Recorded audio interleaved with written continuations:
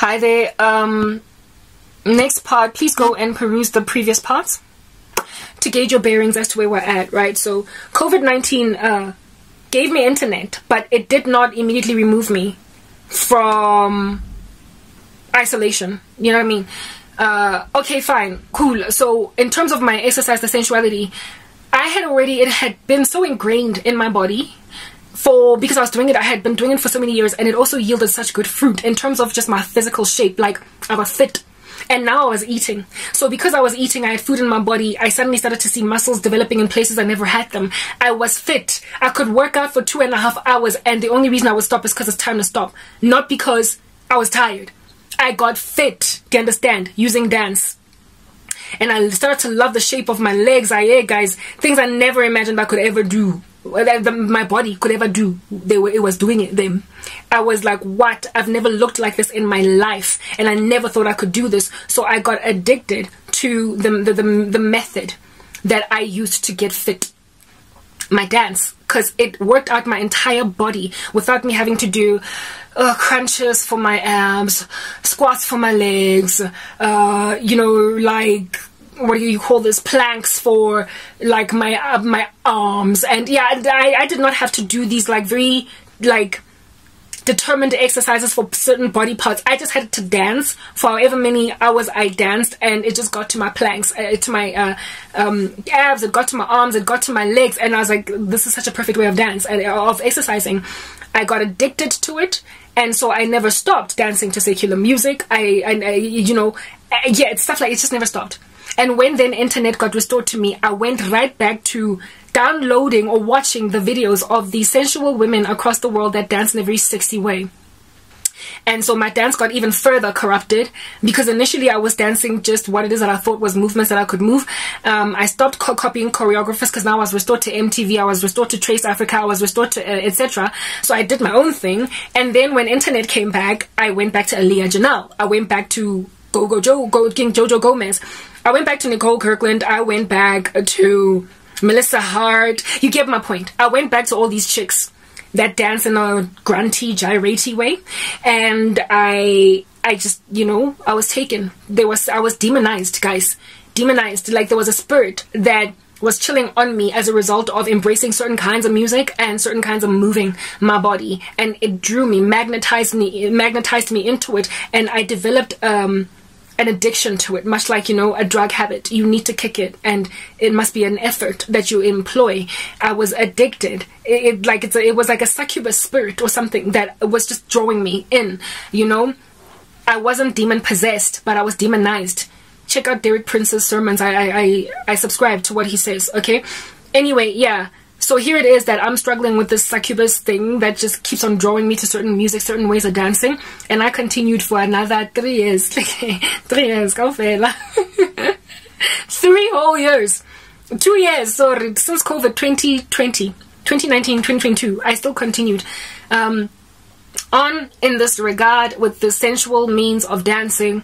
And I also did not dump now that I had YouTube. So in the house, I used to watch what they were watching, DSTV, watch whatever South Africans are watching, like, right, largely whatever is on TV, I was watching it, type establishment thing, because I had gotten myself accustomed to watching some silly shows on DSTV back at Naturina. I never stopped. Like, certain sins that I now could stop, I just never stopped them. And remember, there was no Wi-Fi in the house. We just had DSTV. That was the only means of entertainment and only music that I had access to. It was on this DSTV platform. I could not go and like taper down a niche, you know, of specific music, of specific viewing that was pleasing in the sight of God, or at least not grieving to the Holy Spirit, because this is what I had.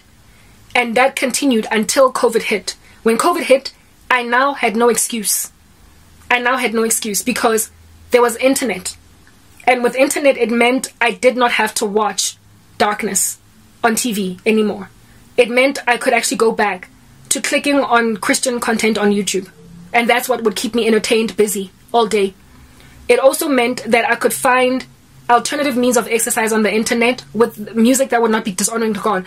Frankly, what has become my strategy of late, what I intend to now start doing, because I'm still struggling to overcome the sensual dance, guys, still to this day, right? I'm what is this word? I'm experimenting with instrumental gym music. So no lyrics at all, just, you know, goom goom ting ting, goom goom ting ting, and dance to that. And even as I dance, be careful about the way in which I am moving. Like, I should be active to look out for sensuality so that I don't grieve. Like twerking, it has built my legs because it's a hard knock squat that's full of movement. But I know that it's sensual undertones. It's not just an innocent squat anymore. So I have to deliberately think when I'm exercising to not please some demon of seduction. I don't know. So not only do I need to change out the music from worldly, carnal music, but one that has no lyrics, but two, one that has no lyrics, just instrumentals. And even as I'm working out, I must be careful about my poses. How it is that I do my squat. How it is that I do my lunge. How it is that I do moving my body. So as to get to my full body, there is a way to dance without dishonoring God. Dance is extremely building for the body. It is an excellent way to get a full body workout, but there are certain forms of dance that just are not acceptable in the sight of the Lord. Ballet, absolutely cool. But then when you start to grunt, gyrating, twerking, and booty hopping, sweating it up a storm, looking like you're having sex on the dance floor, that's not of God. You know, there are innocent forms of dance, and then there are those that just are going to give you problems. There is a way to also do hip-hop dance without dishonoring God. There's actually a TikTok dance group that is Christian, that dances to Christian hip-hop. And their moves are clean. There's no darkness that you gauge from there, you know? There is a way. Like, I can dance, guys. I can move. People who experienced my twerking days or that season of darkness know I can move. I can dance, yo. I can dance. When I say I was copying Aaliyah, Janelle, and Nicole Kirkland, I was not busy looking like somebody with 2 left feet. I can move. I am good. I am good.